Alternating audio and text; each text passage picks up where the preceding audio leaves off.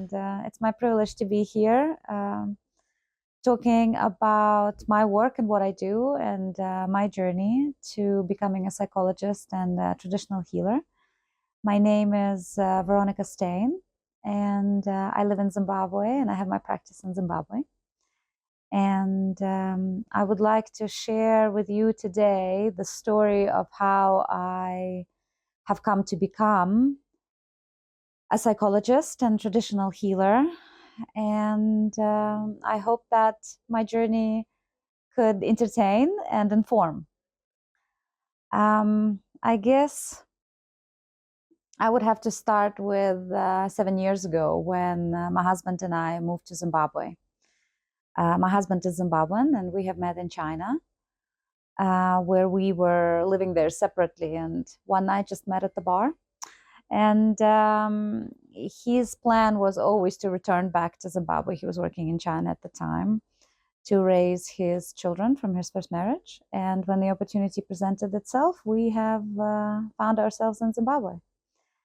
And when I first moved to Zimbabwe, my life has changed really dramatically. I became a stepmother of 3 girls and opened my own business, which was a language school. We were teaching Mandarin Chinese and English. And the first year of life in Zimbabwe it was a very difficult year in my life, one of the most difficult years of my life, because I suddenly became a mother of 3 and a business owner, and was faced with a lot of challenges running a business in Zimbabwe, as well as a challenge of being in a blended family. And in order to cope with it, I started drinking a little bit too much, and my physical health started going down. I was experiencing headaches and muscle pains, and nothing was helping me. So one day I realized that I want to find some help, because I couldn't deal with the life and in the way that it was presenting itself to me. So I started my spiritual journey with a conventional medical practitioner. Went to see a psychiatrist, and it was perfect for me at the time, because I realized that help is out there. But when I was diagnosed with depression and offered medication, antidepressants, and sleeping tablets, it didn't sit well with me, and I thought that there must be a better way of supporting my mental health. And I started really looking. And slowly I have realized that psychologist is a way to go for me. I also started using various herbs to support my body as I was going through depression and recovering. And eventually things started looking up for me, and I have seen the power of healing firsthand. After a couple of years of my school running and adjusting to a family life situation, the COVID hit. The COVID hit, and the mental health became something that was on everybody's lips. All the little things that people were able to deal with in the normal circumstances became really emphasized, and all the issues and internal struggles that people had, they grew and became really huge. It's almost like COVID was a magnifying glass for everybody's struggle. And this is the time when I started considering if I want to stay in my job, being a manager of a language school, because more and more of my days were taken by reading books and learning more about our mental health and our physical health and how they are very much connected. So this is the time when I started looking at the holistic approach to a well-being of a human being. And a couple of years ago, I have made a decision to close down my school and devote all my time to studying and understanding how our emotional life, how our mental life and our physical body are connected, that there is no separation. And if we want to be healthy in every way, we have to look at the three. We have to look at the way, the ideas we have about life and about ourselves. We have to look at the way we feel, our emotional bodies, our emotional life. And we have to look at our physical body and what's happening in it. So I realized that I want to explore all three. And 2 years ago, 2.5 years ago, I enrolled into a postgraduate program, and I started studying psychology. It was a very Western approach, beautiful, very professional school, where we have learned the machinations of a human mind and emotional body. But we have also learned how unresolved traumas and emotions get stored in our body. And if they don't get unpacked or grounded, they manifest as a disease. And when we talk about disease, it's from eczema to cancer. So I started my deep dive into understanding of psychosomatic medicine. So psychosomatic medicine is a holistic approach of psychology where we learn these connections of how a certain event in our life teaches us a certain thing about ourselves. And if that learning is not productive, the stress of the event stores in certain organ and certain tissues of our body and eventually causes us huge discomfort, chronic illnesses, and untimely death. So at the same time, while I was doing my postgrad, I started learning body modalities. So there are so many body modalities, you've heard all about them. There are things like yoga and breath work and massage and all these different techniques of how to connect to our physical body. And I started doing breath work regularly for myself to regulate my nervous system. And I've also learned a body modality that allows to release muscles and fascia.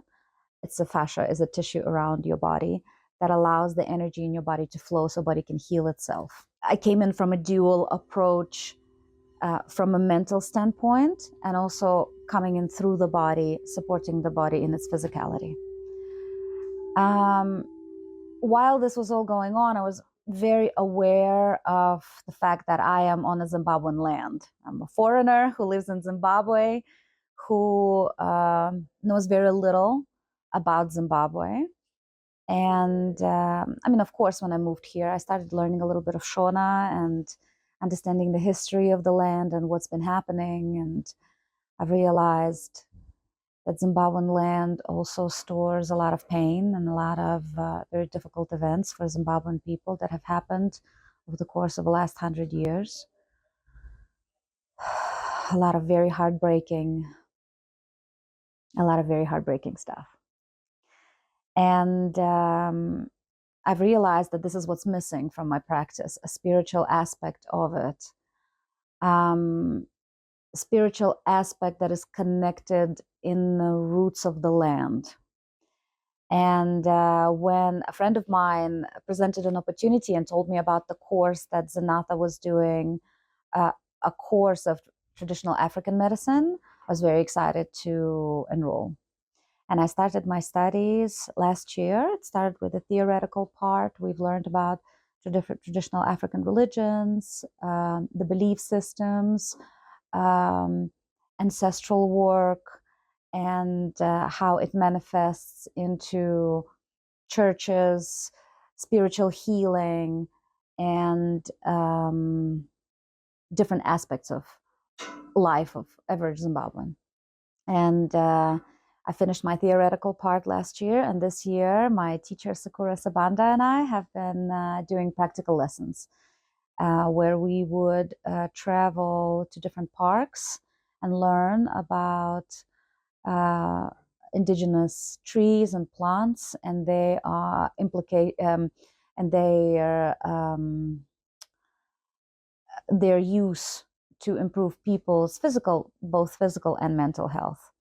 We have visited local herbalists, and I mean, every time we went to meet someone new, I always felt such a privilege that I am allowed to enter these rooms and sit with traditional healers, and they would so freely and openly share their wisdom with me. It's been really beautiful journey for me. So before, so 100 years ago, when African traditional religions were not influenced by external cultures, it's a very much spiritual background of it is our relationship with our ancestors. And the life of Africans is deeply rooted in that relationships. So not only Zimbabweans are connected to their ancestors, and sometimes they can physically feel the spirit enter their body and leave messages. They're also very deeply connected to the land, not only through understanding of plants and animals, but also understanding sacred places, places of worship. It's a very holistic religion where everything is one and there is no separation. So the place of a human in it's its own place in the hierarchy of things, and the human knows where the human is. There is a deep connection with the bush and the land. When people go hunting or build their houses, every place and every plant has its meaning. So to be a Zimbabwean means being a part of it all as one. And I really love that because, a lot of mental issues, a lot of emotional issues come from this isolation from the land, isolation from God, isolation from people around you. And you don't find that in Africa. Everything is interconnected and interwoven. So I come from Ukraine, and Ukraine is predominantly a Christian country. But when we go into the rural Ukrainian areas, mountainous areas, there is still a very strong movement of shamanism and traditional religions where people still pray to their ancestors, connect to them, give gratitude to them. So Christianity, and some areas are also Catholic, but there is a very strong current of traditional religions that were there before Western religions came in.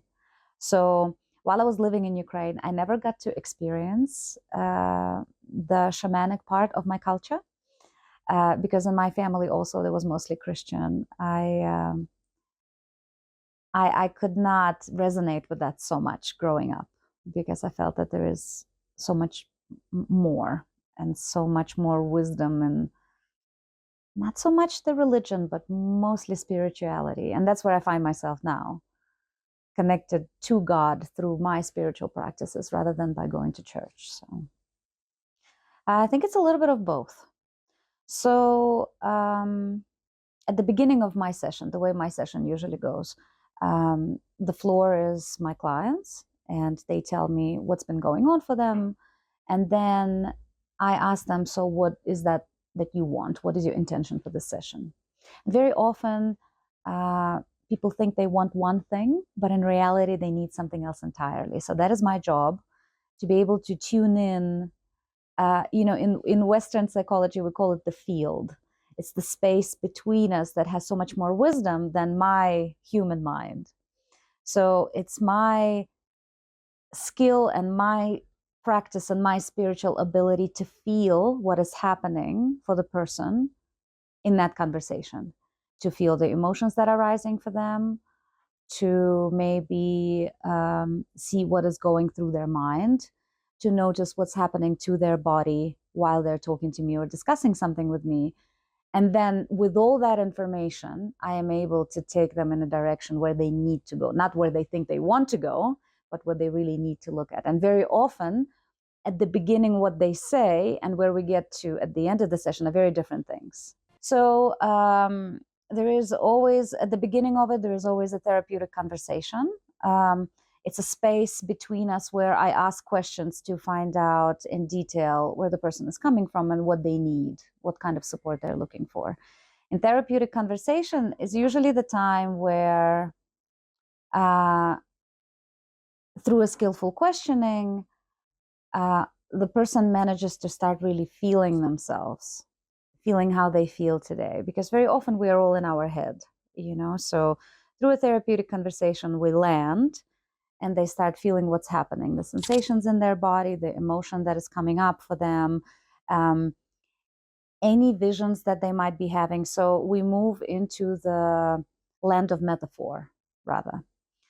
So when we are there, depending on the request of my client, we could either use a hypnosis, where it's a practice of a deep relaxation. So then the active, busy mind comes down a little bit and we can start working with the deep trauma, disease in the body, depression, neurosis, everything that comes from subconsciousness. So the point of hypnosis is to calm down a thinking, busy mind and to allow a human subconsciousness to rise and to heal itself. So this is one of the tools.